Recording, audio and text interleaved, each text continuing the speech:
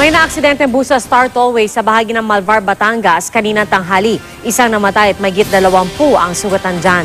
Nakatutok live si Isay Reyes. Isay? Pia, pasado alauna nga ng hapon ang tumagilid ang isang unit ng Jamliner bus sa kahabaan ng Star Tollway dito sa Malvar, Batangas. Basag ang harapan pati ang lahat ng salamin sa kaliwang bahagi ng bus na ito na biyaheng Lipa, Batangas mula sa Pasay Taft. Pasado alauna raw ng hapon kanina nang tumagilid ito malapit sa Malvar exit sa kahabaan ng Star Tollway. Sa lugar ng aksidente, nagkalat pa ang mga bubog. Dito sa loob ng bus ay punong-puno rin ng bubog, no? At kita rin yung mga pira-pirasong sapatos ng mga pasahero kanina. Ganun din ang mga marka ng dugo sa mga upuan. Si Roquelito malungkot na kinuha ang kanyang mga gamit sa loob ng bus. Nasimbahan daw siya nang mabalitaan ang pangyayari. Siya kasi ang regular na nagmamaneho nito. Day off daw niya ngayon, kaya't hindi siya ang naglabas nito. Sigurado raw siyang nasa magandang kondisyon ito. Walang problema sa prangkisa niyan. Ayos ang prangkisa. Ang jam, legal na nagbabiyahe. Kung saan ang prangkisa, doon talagang biyahe.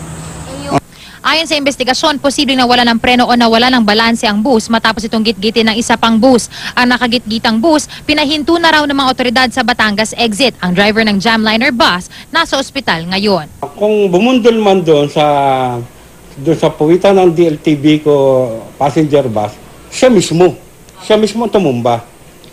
Walang cause itong isa. Initially, walang cause yung isa para maging sanhi ng kanyang aksidente. Walang cause.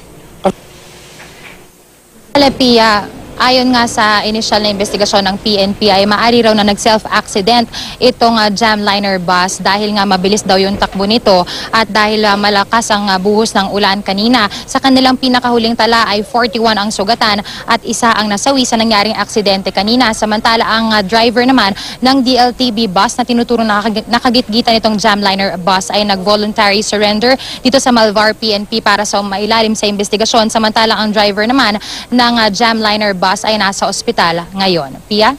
Maraming salamat, Isay Reyes.